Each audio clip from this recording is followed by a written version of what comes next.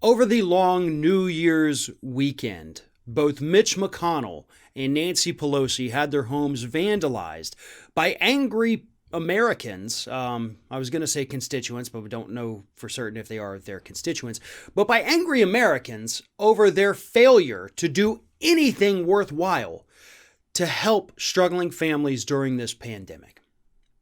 Mitch McConnell's door was, where's the money? Nancy Pelosi's a similar message, although it's also been reported that Pelosi had I think it was a pig's head thrown in her yard.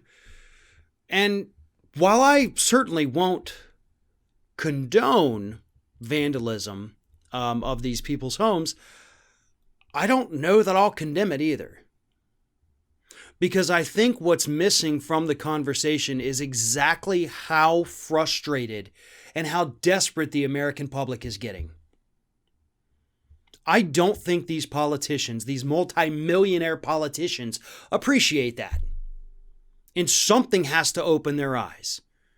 It'd be great if we didn't have to do these things. Absolutely. It would be great if you didn't have to throw a friggin' pig's head at Nancy Pelosi's house. It'd be great if you didn't have to spray paint Mitch McConnell's front door. It would be great if we could hold a town hall,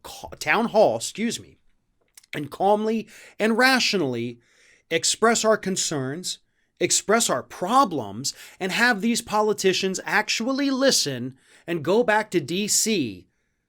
and legislate accordingly. It would be amazing if that's how the system actually works. That's how it's designed to work. But it hasn't worked like that for probably 100 years or more. So it is what it is. The more you push the American public, the more you squeeze them, the more you prove to them with your votes that they do not matter, the more pissed off they're going to be, the more desperate they're going to be, and the more likely you are to experience these radical events, as Mitch McConnell called them. But you cannot continue to keep your boot on the neck of the American public and not expect for them to eventually look up and realize that there is 535 of you and 328 million of them. It's kind of like the movie A Bug's Life. That's what I always think of when I think of this. The grasshoppers come in. There's only like 100 grasshoppers, but there's like 100,000 ants. And at the end, the ants realize, holy crap, we have the power. The workers have the power. And they end up chasing off all the grasshoppers. It's kind of what it is. Congress, the House and Senate, they're the grasshoppers. The rest of us, we're the ants.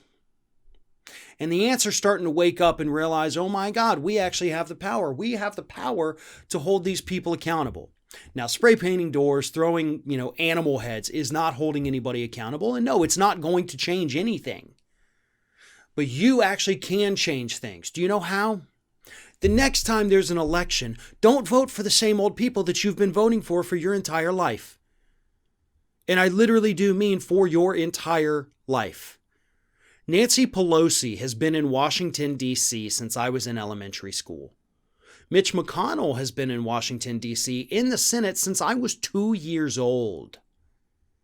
Yeah, these people have been there for my entire life. A lot of people watching this, they've been there for most of your lives as well. Some people, they've been there for your entire lives, longer than you've been alive. So if we're going to keep electing the same people over and over again, then we can't get pissed off when nothing ever changes. When we just see the same old policies benefiting the same old top 1% and wonder, why am I still not getting anything? Why do I keep getting screwed here? I don't know. May have something to do with the fact that every time you go to the voting booth, you check the box next to that same name that you have for the last 10 elections and wonder why nothing ever changes. It starts with you. We have the power. I think it's time we start using it at the ballot box, because that is where we have the biggest impact.